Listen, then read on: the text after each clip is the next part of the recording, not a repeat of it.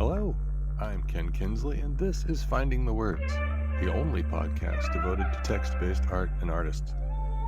Many artists' eventual success seems obvious to us all now. Of course, Warhol's soup cans would change modern art.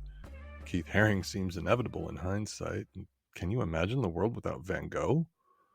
Many artists throughout time have had a singular vision, even if they didn't reach Van Gogh levels of fame, that seemed like they were always on that path to create their unique masterpiece. And from the outside, Michael James Schneider, informally known as the Balloon Guy, would easily fit into this category. His quotes, rendered in shiny mylar balloons, have become an online sensation. His blacksmith account on Instagram has over 800,000 followers. He's partnered with brands, sells his t-shirts and prints on his website, and Penguin Random House is releasing his second book on August 5th, titled The Writings on the Wall. Thinking that this was the plan all along would be a pretty easy conclusion to reach, but the reality of the situation is far from simple. After a long career in retail management, Michael's innate need to create led him to move to Portland, Oregon in 2013. It wasn't until about a year and a half ago that he finally quit his full-time job to focus on being a typographic artist. Along the way, he's created YouTube videos, written books, and had various other visual art projects before landing on recreating quotes meant to promote positive mental health in what he calls his big three: flowers, light up letters, and of course, mylar balloons. Besides his new book, Michael and I talk about his circuitous journey to becoming a full-time artist, the bad advice he got along that path, how politics play a role in his art, his symbiotic relationship with an unexpected group of people, and ways he might be expanding his practice in the future. Here's my chat with Michael James Schneider. Well, now, you refer to yourself as a typographic artist, which I'm going to have to start using that term, throwing that in there instead of text-based. I like that. And that your medium is the internet.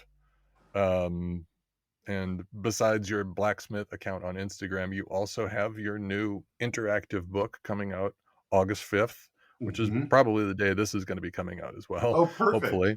Uh, Neat. and on Penguin Books, and it's called The Writings on the Wall. Now, how is it interactive? Thanks for asking. And first of all, to rewind a little bit, the moniker Sure. typographic artist was just the closest thing I could have found. I find the term quote artist, quote art, Yeah. a little like it just reminds me of like Live, Laugh, Love. It reminds me of you know Yeah. low effort and low stakes Something quotes something that. you'd see in a would have seen in a Bed Bath Beyond home decor Yeah, section, yeah. Life possibly. is a Yeah. pair of bullies and all that stuff.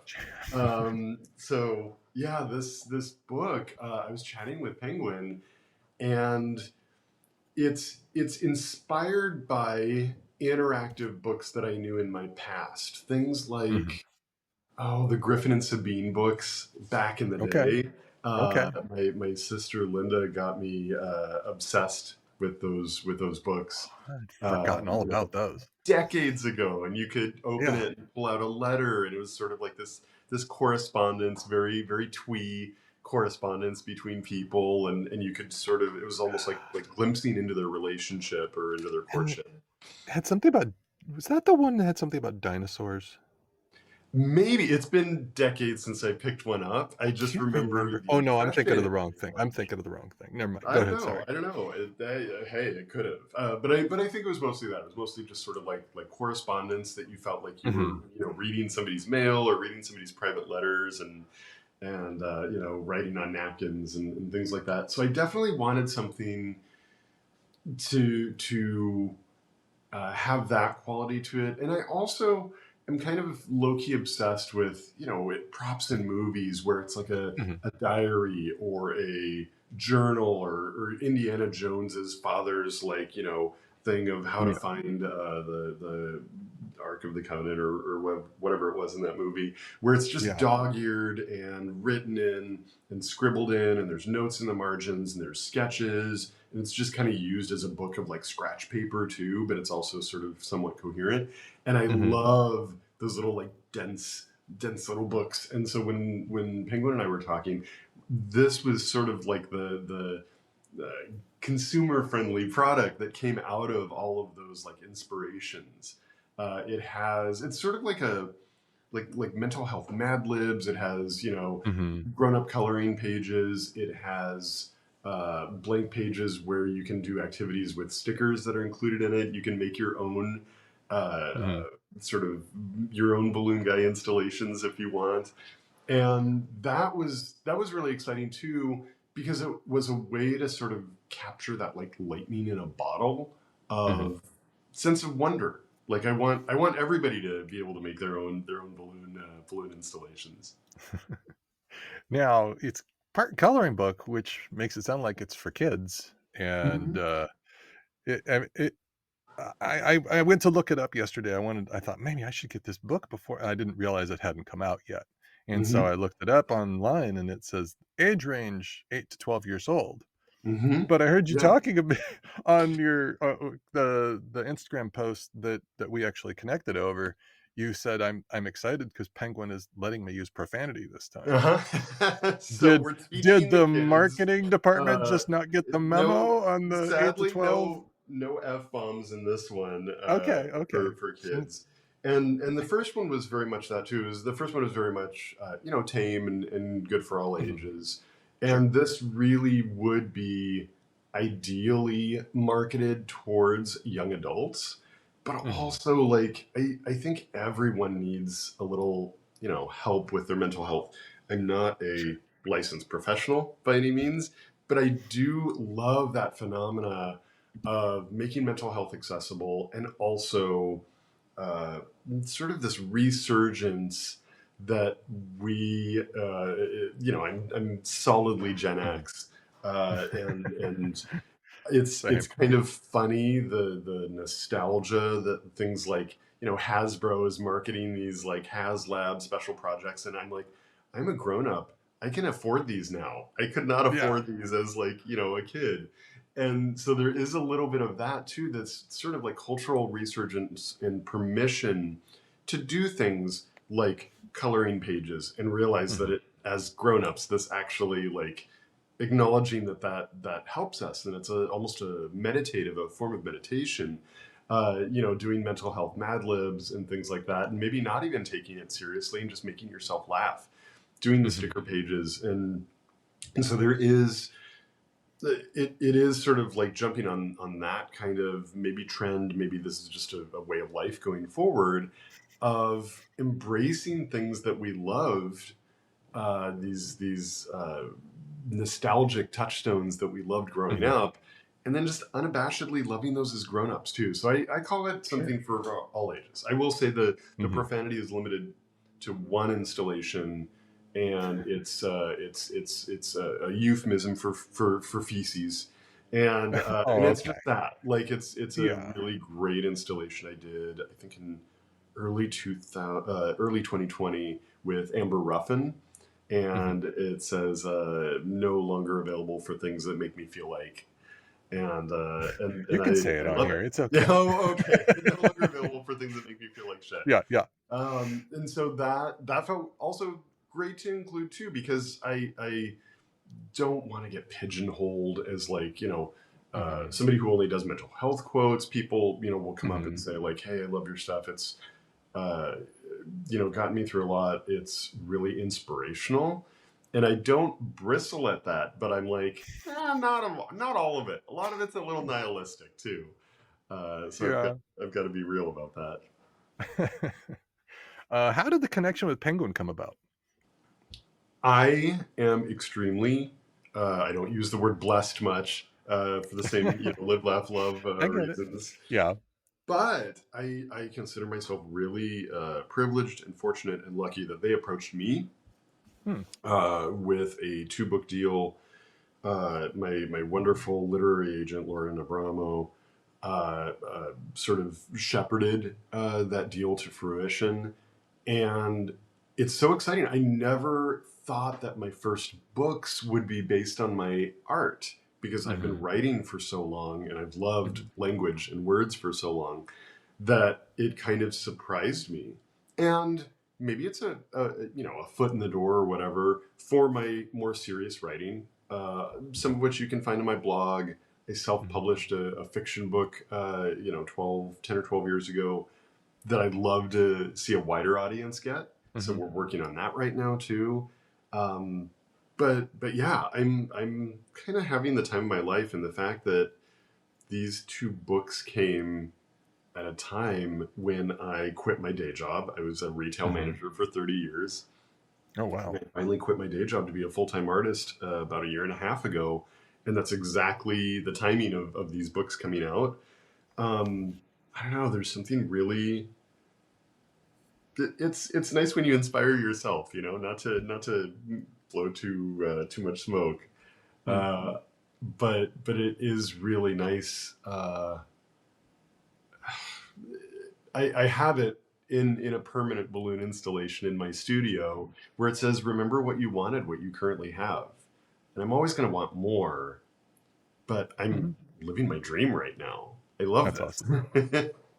What were you said retail management. What were you, what kind of retail were you managing? For a long time in my career, I did home. It was just a passion of mine. I worked for, Williams Sonoma and West Elm for Oh, the okay. longest time, just literally at the retail level. And eventually, I started working in accessories and women's handbags. And so most recently, I was with Louis Vuitton for 10 years, and it's just kind of funny. And it was at the retail store. People say, "Oh, that's like really fancy," and trust me, it's not. We're like 1 degree away from Target employees. It is not glamorous. It is retail. Yeah. We deal with the same exact screaming customers and entitlement Yeah. that other people Yeah. would. But it was fascinating to be in luxury retail and to sort of develop an appreciation for that part of retail too. And it was very much, leaving my job was very much how I felt about how I kind of feel in the Pacific Northwest about seasonal depression, where I'm Oh, like, I'm not seasonally depressed. I get through these 8 months of gray and no sun just fine until we get that like really beautiful fake out day in like March or April where it's above 70 degrees, oh. sunny, and everybody's smiling and happy and wearing shorts and just pale ass And skin underneath, and everybody's like really happy and saying hi to strangers on the street. And I'm like, oh, maybe I should feel like that all the time. And that's kind of oh, yeah, the you don't get it until you realize, "Oh, yeah, yeah, that like maybe wasn't I at wasn't 100%." Yeah. happy. Yeah. And so that's how it felt when I left my job to be a full-time artist. I loved my job. I loved that company. Yeah. I love my coworkers. I still hang out with a Sure. few of them. But once I left, I was like, oh, this is what I'm supposed to be doing. This is what I'm meant for. Were you at the Williams Sonoma in, Beverly Hills for a while? I was. Yeah, I bet you probably helped me That is bought something from me before. hilarious. That is so funny. I was there for a long time. I remember my boss, I Ingrid would not be surprised. Solares. Mhm. And That's too funny. Yeah, that is such a trip. It was definitely trippy. I went back to LA for the first time in a couple years. I meant to do Mhm. this trip in February, actually, and I knew I wanted to do a long trip. And in February the fires happened, and I was like, Eh, that's January, yeah. bad timing, and I think it would be really tone deaf to like go visit a city and make content as like a content Yeah, creator and be yeah. like, hey guys, and the whole city is like suffering. Ignore the smoke Uh, in the background. Yeah. yeah, exactly. And it's not a ton better right now with everything going on politically, and ICE is definitely under Yeah. some or ICE is holding the city under siege. It was great to be back though for a few weeks Mhm. and see friends who I haven't seen because I usually plan these shorter trips. Mhm. Collaborate with a ton of just incredibly talented actors and creatives and artists. Oh, cool. And I've got a lot of content coming out starting this weekend. It's the first time I've Oh, ever good. done that too. Is Nice. sort of like reserve and hold on to these because in the age of the internet, Sure. It wants you to just churn it out and constantly churn out Hmm. content. So my account went dark a little bit for a month, and so I'm really excited to sort of release these collaborations into the world. So Nice. I think it's Nice. gonna be fun. Now, your first book, Putting Balloons on a Wall, is not a book. I love that Hmm. title. It was a bit more of a traditional art book with, pictures, Yeah. and not the interactive, but it also, like, right in the page right next to the pictures, it would, you know, talk about the mental health advice and insights part of it. On your intro to the book, you say, "It's important for me to tell you that I was never trained for this." Hmm. And you meant the art part of it, but I guess you mean both things. Is that your superpower in all of this? I Would a real art world education have just kinda killed this? I don't know, because that also invalidates the experience that so many people who did invest in that, and for whom Well, that was an essential part of their training. but it Uh, would have just been a totally different thing. Probably. But I'm of that firm philosophy that anyone can be creative, that everybody has a Mhm. creative Mhm. streak, especially people who say, "Oh, I'm not a creative person." I can't I draw. zero Yeah. in on those people, and I get the creativity out of them. And that's what I hope I do, just sort of overarching. I hope that's my legacy, Mhm. that I leave behind. You know, I turned 50 recently, Mhm. a year or two ago, and that just kind of makes you think, or made me think, of what I leave behind. What is my legacy, especially if my art is very online based. So I think I want Mhm. that to be the thing that I impart to everybody, that anyone can be creative. You just have to hone your skill and eventually find an Mhm. audience. Sure. And in the intro, you also talk about all the bad advice that people gave you when you were kind of switching over to doing art. You said, they would tell you, you're too old to start doing this Mhm. online art thing right now, and you need to go back to school, and you should stick to what you know.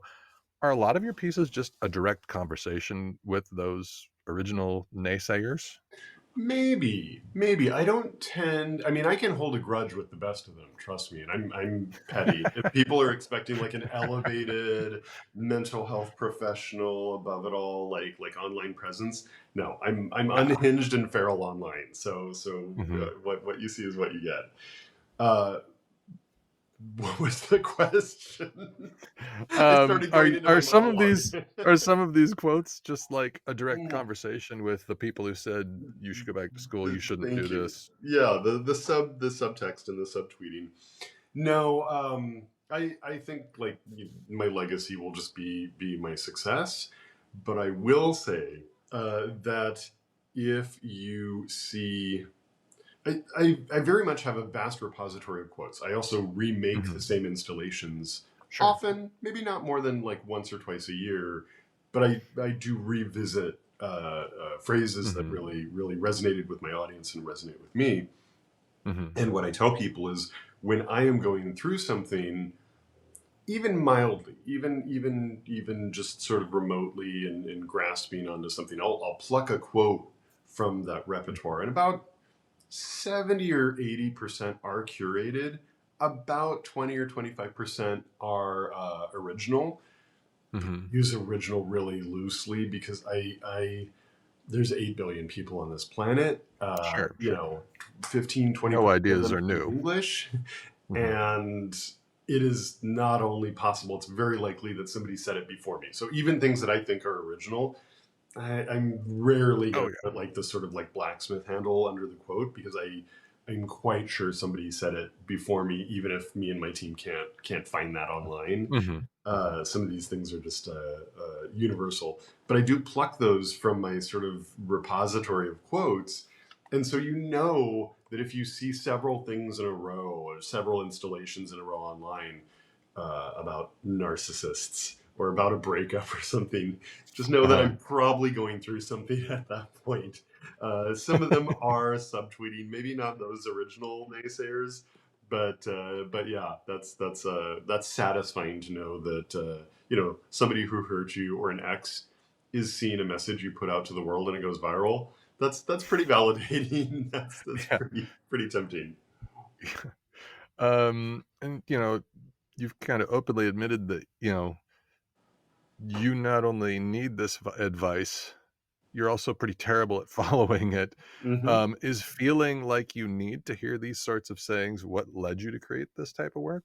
Yeah, I mean, I've always been a fan of of Mhm, other like quote artists and typographic artists. I readily admit that Barbara Kruger is a huge inspiration. Jenny mhm, Holzer, of course, is a huge inspiration. I love the way that Jenny uses just the world, mhm, anything uh, as her medium. I love the mhm, digital things she does. I love the physical manifestations of writing that she does. But yeah, I would be remiss in crediting them as being huge inspirations to me. Oh my gosh, is it Andy Goldsworthy? Um, mm, Makes installations using natural materials in nature. I think so. I think so too, and I think there's like an intersection of those sometimes too, that I love to explore a little bit. I Mhm, love the sort of sense of wonder when you turn a corner that you always turn down, and there's a message, bright message in bright balloons blasting you that you needed to hear. um, when you're walking down a hiking trail you've already always walked down, and you turn a corner and you see these LEDs, bright mhm, LEDs blasting a message that you needed to see. There's something wonderful and sacred about those moments of just discovery of something that wasn't mhm, there before, and I love capturing that lightning in a bottle of sense of wonder. So that's always what I'm trying to mhm, capture. But I think that's also made me fall in love with process a lot more, because sometimes it's extremely validating to any artist to put your art out there and have 1,000 or 10,000 or 100,000 strangers give you a compliment in the form of like a validation or a like or a comment. mhm, But I love the in-person uh, installations because I make them all in public spaces. mhm, 99% of them are done in public walls, on sidewalks, in hiking trails that are accessible to everybody, in public parks with the flower letters. As I slowly increase my repertoire, those are all going to be in public spaces too. And so that is really what gets me going. That is really it gets me outside myself. And funny enough, it is kind of a throwback to my retail days too, because I think both making the art in public and mhm, and and it naturally attracting either people who know my art already, great, love that and appreciate that, or just friendly, curious people who don't know my art and they're just like, what are you mhm, doing? Both that and my retail career really got me a lot more comfortable being an introvert and just being comfortable talking to strangers a lot more than I used mhm, to. And I don't think the goal is to be an extrovert. mhm, Do whatever makes you comfortable. But for me, that sort of was the bridge for me to bridge the two things. Is it really both things help me uh, really be out there and realize that any artist talking about their art with a stranger or an audience member or a is a gift, cat. or a cat, as it may be. My very chatty cat. Oh, so That's cute. Steven. Yeah, he is adorable and very needy. Yes. Yeah, you have a website also with a large number of, like, T-shirts and prints for sale. You have the 2 books, of course, we talked about, the Instagram account. Um, you're not the first artist that I've talked to that's kind of eschewed the, traditional gallery system, as a means of delivering their art. Do you think this is just the art world going through a shift, or is it just a byproduct of the type of art you do? That's such a good question, and it does go back to me thinking about legacy too. Mm-hmm. Because when your entire artistic output is temporary and Mm-hmm. only exists online, what do you leave behind? And I'm I'm a weirdo, and I think about like uh, apocalypse skills, like what would happen if an asteroid hit the Earth and it turns into, I'm a big fan of the limited series Station 11 on HBO, Mm. because it does have these roving packs of artists and roving packs of theater actors doing plays. Right, right. There's something sort of like grittily romantic about that vision. Um, and so I'd like to think that in a scenario like that, artists would have a value and a voice to contribute. But it has got me thinking of legacy and what I do leave behind. I don't think there's anything wrong with the gallery system. I think they get a lot of artists seen who might not be seen otherwise. Sure, sure. However, I I am looking for ways to make my art permanent and to make Hmm. I don't know, just to have physical manifestations at Mm-hmm. least of the balloons, if not anything else. Somebody approached me recently about a potential commission for one of my flower installations, and it would be a vertical version of it. We ended up not doing it because we just didn't have time to execute it by the Mm-hmm. sort of goal endpoint that they were giving us. But it got me thinking, and it was really, really exciting to be challenged and think, okay, how do I make a permanent version of that? What does that look Mm-hmm. like when I commit to a phrase or something I'm going to do? Now, with any artist, the obstacle is always money. It's Oh, it's sure. like, I found a supplier who can make the balloons for me, uh, but they cost me over $1,000 of a balloon to get it made in stainless Mm-hmm. steel. It's this beautiful chromed out stainless steel, just beautiful piece. I have one prototype, not with me. It's in my art studio, Yeah. but I got one prototype made. It's absolutely beautiful, but it does sort of like that part of it is dependent on a client, a client getting it. Right. So that's sort of like the next step. But I'm glad that I'm challenging myself to think in those directions of like Mm-hmm. what is that? If a gallery or a museum approached me tomorrow, what would that look like? Mm-hmm. Online here on Instagram, as balloon guy, you seem kind of universally beloved. But I heard a podcast with you from a while back. Um, I think it was conversations with people who hate me Yeah, or I yeah, hate. I Dylan can't remember, but Marin's now it's podcast. been kind of rebranded as part of like TED, like the TED Talk podcast. I was having a hard time finding it again, Yeah, but yeah. on Twitter/X, whatever they call themselves now, Hmm. um, it's kind of a very different story. Can you It explain sure that a little is. bit? Absolutely. I'm happy to. People are sometimes apprehensive about asking about that too. And I have, Hmm.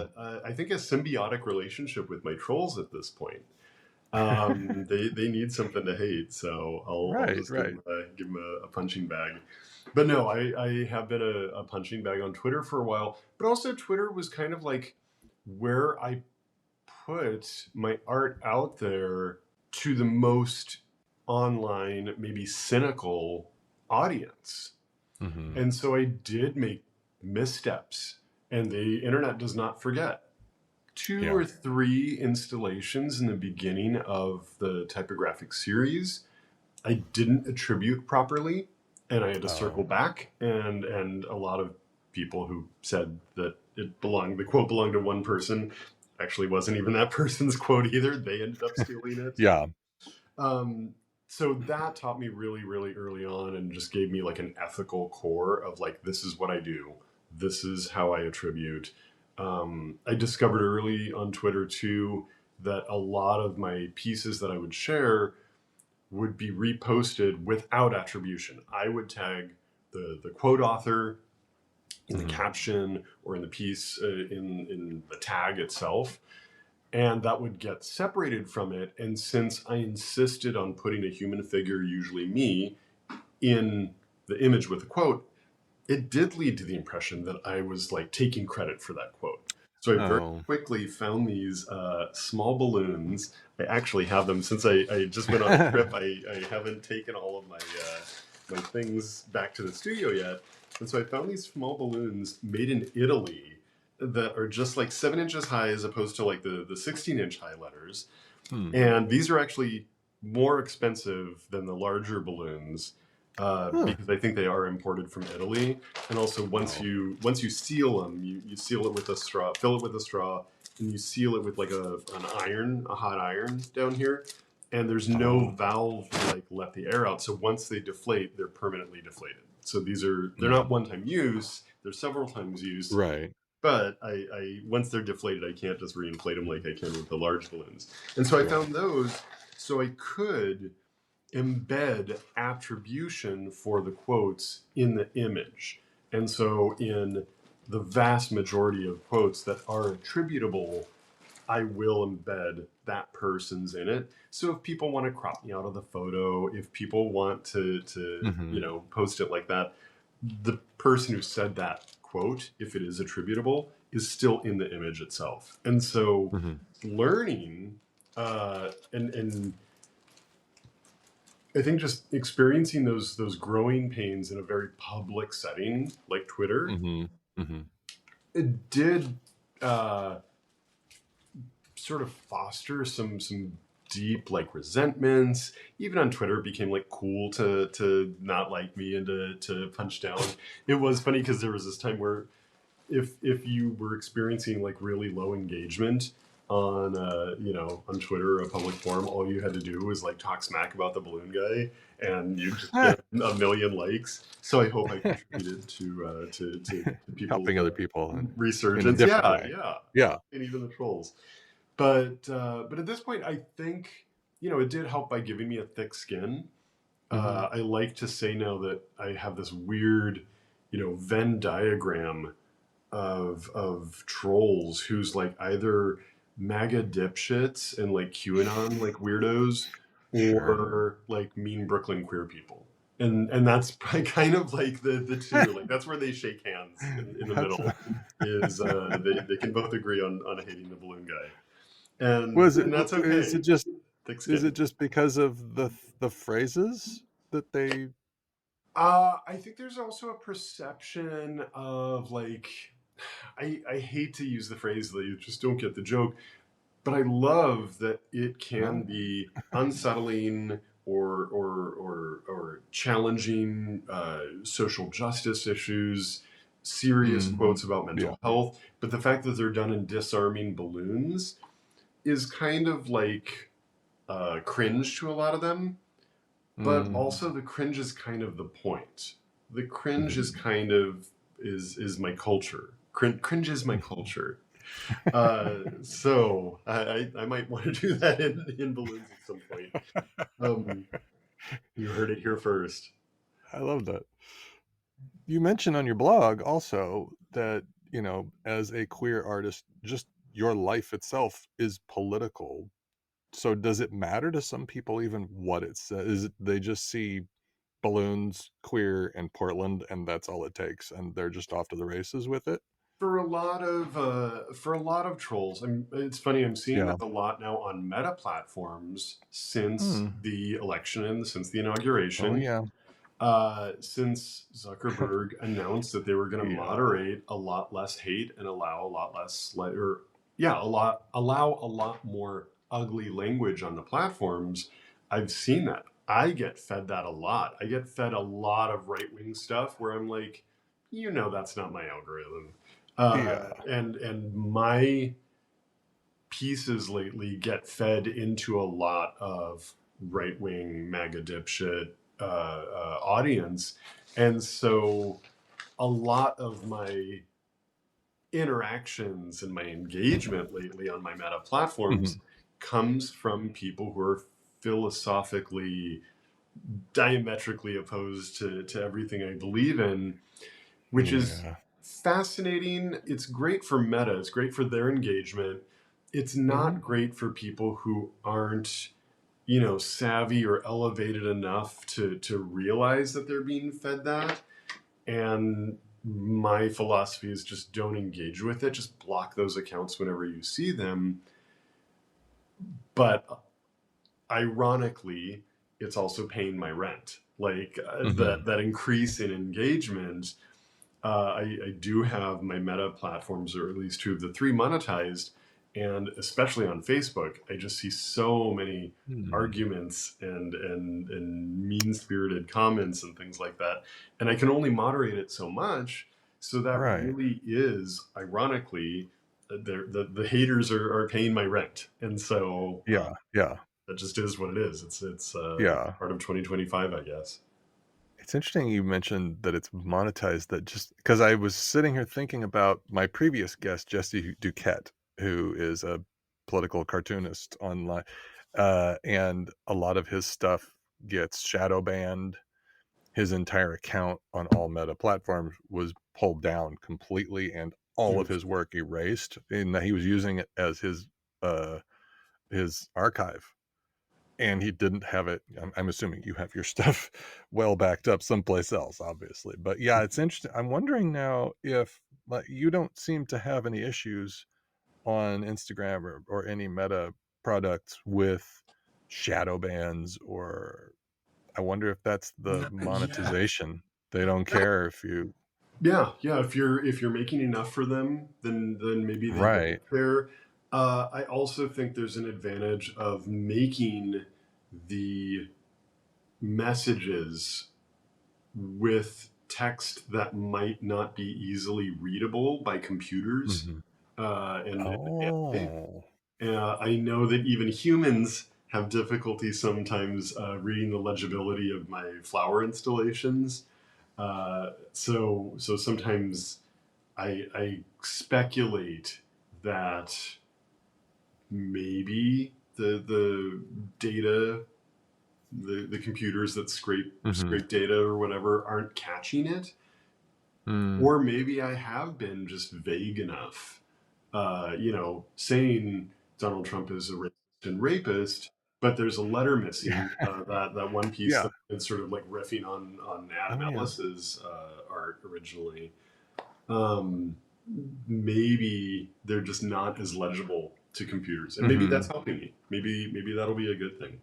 Yeah. It's kind of you're doing the, like, press on all the pictures that have a bicycle kind of, like you're faking it, the you know Exactly. The computer you're doesn't see doing any that without even bridges. thinking about, yeah. Yeah, there's And no it's, street lights.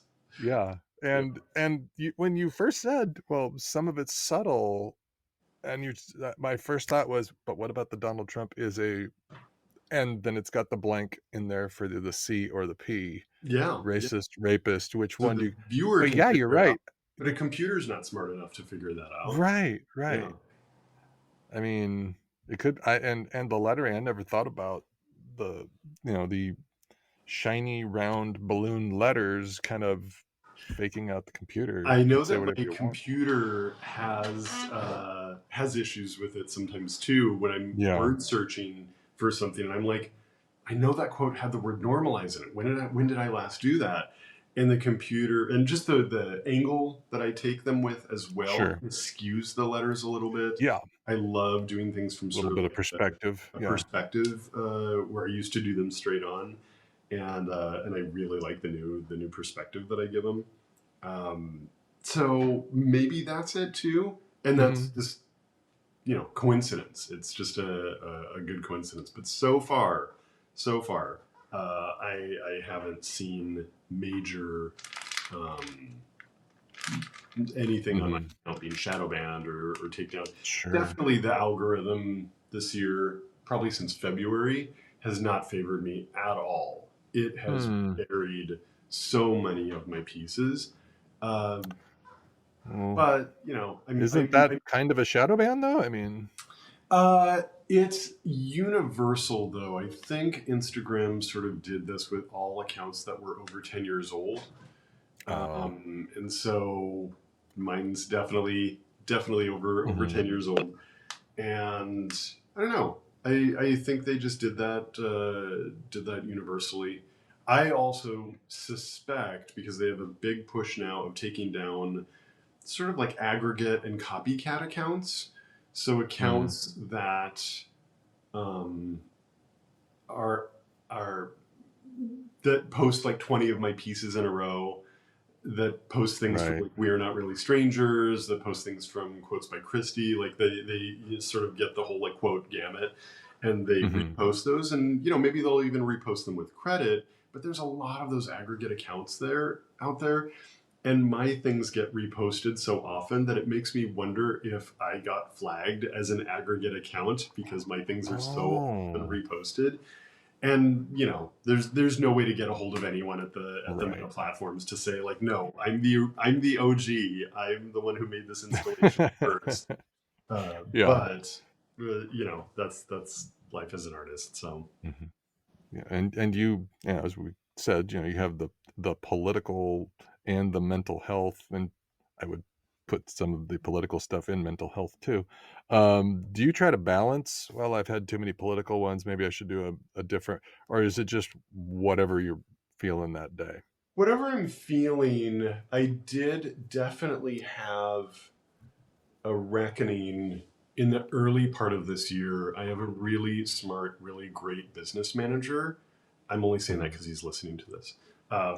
No, but no, All right, I his got one. name, yeah, yeah, his name I is got a Brian. listener. He is just wonderful. He is an ex-influencer as well, so he really understands all the Hmm. ins and outs Hmm. of being an online content creator and artist. And he advised me smartly and rightly early this year. He's like, just know this is your choice, but just know that under this administration, if the election had been different, it would be different. Yeah. But if you keep posting political things, you will find less brand deals, Yeah. especially in this atmosphere of capitulation. I was just gonna say, Everybody, yeah. everybody seems to be bending the knee just so eagerly. Yeah.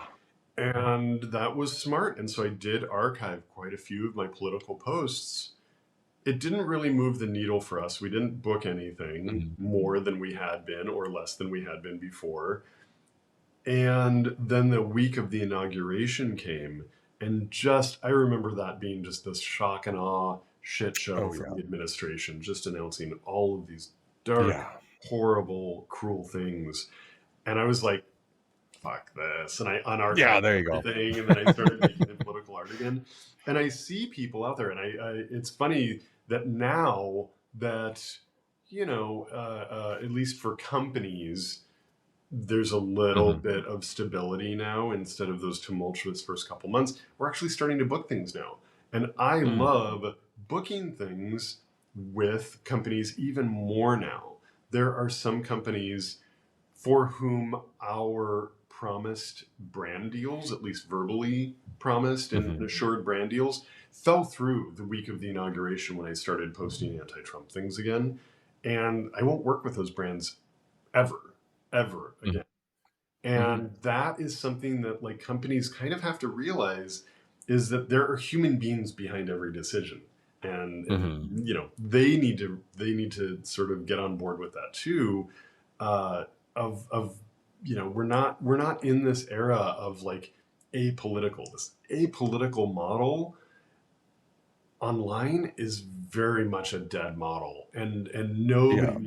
wants to nobody wants to endorse an artist or a content creator if they're not even sure if they're aligned with their own basic ethics that are involving Right. human rights.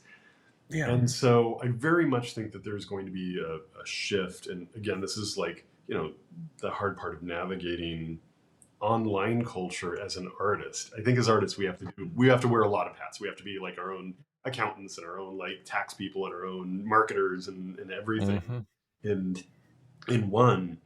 And I think, hoping that my gut instinct is going to be right, and that it is going to start being popular to be politically outspoken. It is going to Mhm. be popular to speak up on issues and huge things that are affecting all of us, it Mm-hmm. is going to be popular to hate fascism at some point too. And so I'm just hoping that I think it that is already occurring is. right I think it now. is. In our circles, it is, and I think in the vast majority of Americans, I'd love to Yeah. believe are anti-fascist, whether they like that phrase or not. But I think it will become trendy again to to hate the trappings of this administration, and so I'm going to be in a great position when that happens to ride that wave. And that's the thing, the thing about artists, we want to create our own path and pave our own way and make our own just be heard in our Mm-hmm. own way. On the other hand, as artists who are online or content creators, you also have to be one step ahead of like where the trend is going in order to get your message seen. And Mm-hmm. so I hope I'm towing that line successfully. Mm-hmm. And we've spent a lot of time talking about the balloons, but we have touched a little bit on the flowers, which Mm-hmm. I have to admit I'm kind of dumb. And getting ready for this was the first time I realized that the flowers were fake. Mm-hmm. Yeah, those are And it not was, real. well, of course they're fake. I mean, how expensive would that be to go to a florist, or oh my god, and Yeah, like ridiculous, you've got your own little ridiculous. flower farm in the backyard where you're growing daisies or Uh-huh. whatever. Like, Yeah, duh, of course they're fake. But Dollar Tree loves um, to see me coming. All the oh, duct tape I use I for the bet. balloons Yeah, and and the or the balloons, to be flowers. clear, yeah, to be clear on the balloons, I'm sure that a lot of people, I should have probably said this up in the beginning, you reuse them. It is Yes, not a yeah. one time, because you've probably gotten some comments about, "Hey, this is wasteful. What about the Yeah. ecological impact of?" Oh, my favorite is when they talk about the fact that there's a helium shortage and they accuse me of helium waste because this size balloon is impossible to hold helium. The mass, Right. it doesn't Yeah. displace enough mass. Helium is for the Right, large right, right. balloons, and so Right. that helium makes those float. But these balloons are too small and compact. They say on the packaging, only fill with air. Don't fill this with helium. Right. Party stores Right, won't right, fill it right. with helium because they know it won't make it float. Right. The mass to volume ratio is off on those. You figured Um, out just enough helium to make it float right here in a straight on a line, and they wall, just like, yes, yeah, on the yeah, wall. That's perfect. exactly. Uh, And okay, but I I've can't complain because I just posted, figured out that the flowers were fake. So, what yeah, am I yeah, to say? I've posted enough of the of the behind the scenes as Mhm. well at this point where I clearly like take them from my rotating supply at my art studio and then go to the shoot with them. And so I've posted enough of those right now where I think my followers now just respond to trolls when they start Yeah. talking about waste and things like that. When I go to other cities too, I also store them in different cities. So I've got Los Oh, Angeles balloons that my dear friend Paul Duff just stored for me, and I have balloons in Miami, New York, Mexico City, the UK, in London, in where I else? love I love most people will say we have an office or we have a gallery and this and that's it. I have balloons in these. Yeah, I need to start a franchise. I need to start a balloon guy franchise where it's There you just go.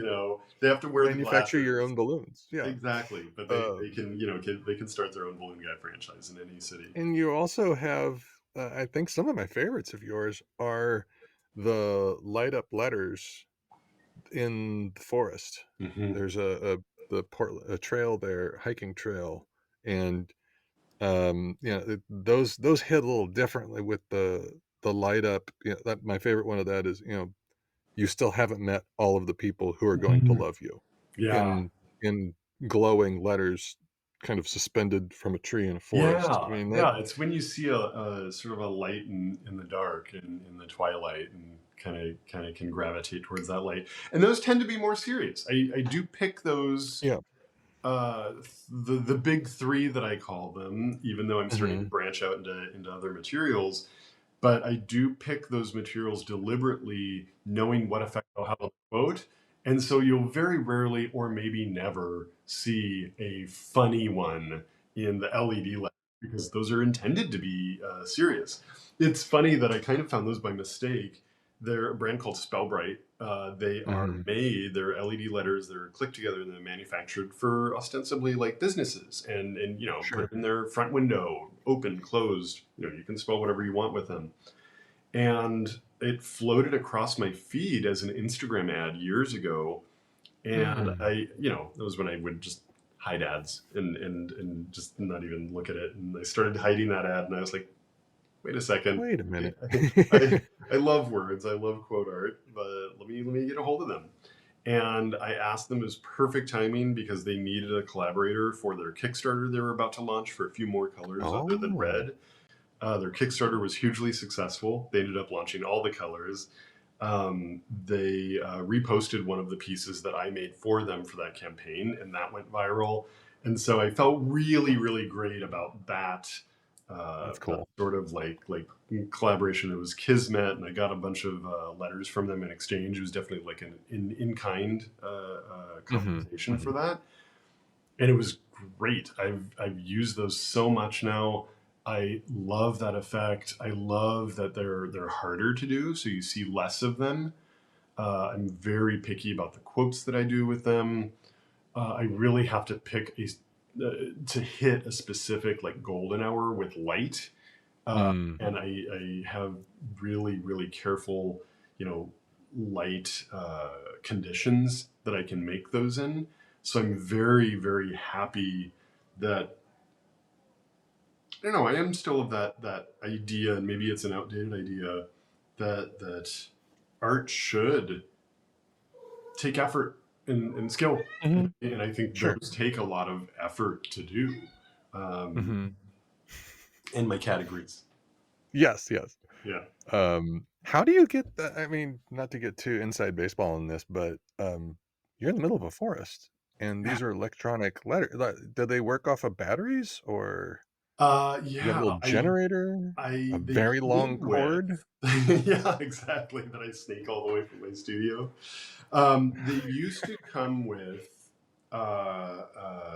or they still come with, a battery pack that holds like 8 AA batteries. Mm, And I was just crunching, just chewing through packs of batteries. And it was just like, every time I do a shoot, it costs me like $50 in AA batteries. And I finally realized, these can take any power source as long as it's the right connector. mhm, And so I got camping batteries. Each camping battery will power mm, 2 to 3 lines of text. And so I just use 3 camping batteries. I can usually hide them in dense foliage. sure. And that is often the only element that I'll digitally remove from it. So Mm, the paracord, thin black paracord that the installation hangs from, the frame that clicking the letters together creates, none of that is photoshopped out. It is mhm, rare or never that I have to Photoshop that out because the forest is so dense and it's so full of sure. information behind the installation that it usually just disappears into the background. Mhm, And so sometimes I won't even have to, Photoshop the battery packs out or any of right. the words. They're still in the photo. You just have to like look really hard to find them. Besides the different types of, letters that you do, you've also talked a little bit about, wanting to deepen your connections in the Portland art scene and make more connections with people and looking for it sounds like you've got some new besides the big three with the flowers, the balloons, and the light up letters, spell bright. um Sounds like you've got some other things cooking. So what can we be what kind of collaborations or other things could we be I looking for here? Because you mentioned the Los Angeles stuff. Is there anything you can tip off here? Those are definitely, I mean, I think the balloons are what I'm known for. So you're going to see a lot of balloons coming out of. my Los Angeles Sure. collaborations, Oh, and it sure. was really exciting to sort of gauge the level of involvement and engagement that some of my guest models wanted to be in. Some of them picked from just my back catalog of quotes, and they were able to, take a look and say, like, this one really resonated with me, let's do that. But some of them insisted on making their own quotes. Alana Hadid came up with a really wonderful quote that we ended up doing in LED letters that I shipped down to Los Angeles, and then I shipped them back up here after we were done with our installation. Busy Phillips picked an E. Jean Carroll quote from a recent interview on her podcast. That was really exciting to do that one. Yvette Nicole Brown picked a generated one herself. When I told her I was really, really inspired, especially by her online presence on Threads and her activism and her absolute non-capitulation to being silent about Trump.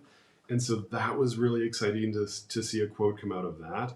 I will say materially, locally here in Portland, a couple of projects that I'm most excited about are a collaboration I did with another typographic artist who's local to Portland.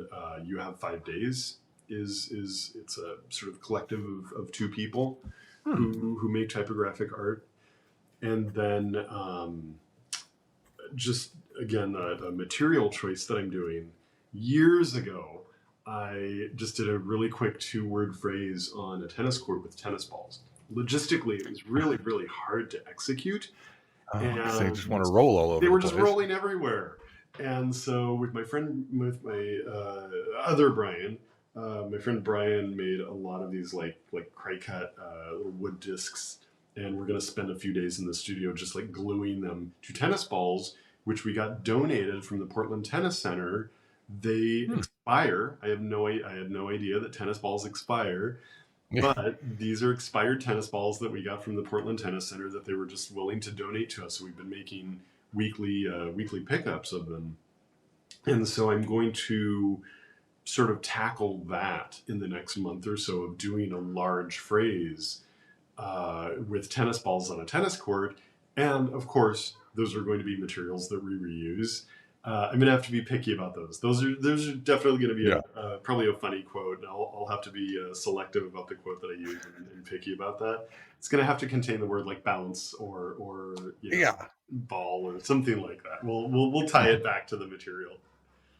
But you've got a lot of balls in the air at the moment. So nice. and the book and the book, The Writings on the Wall, coming out on this coming Tuesday, August 5th. So you have a lot going. Michael, thank you so much.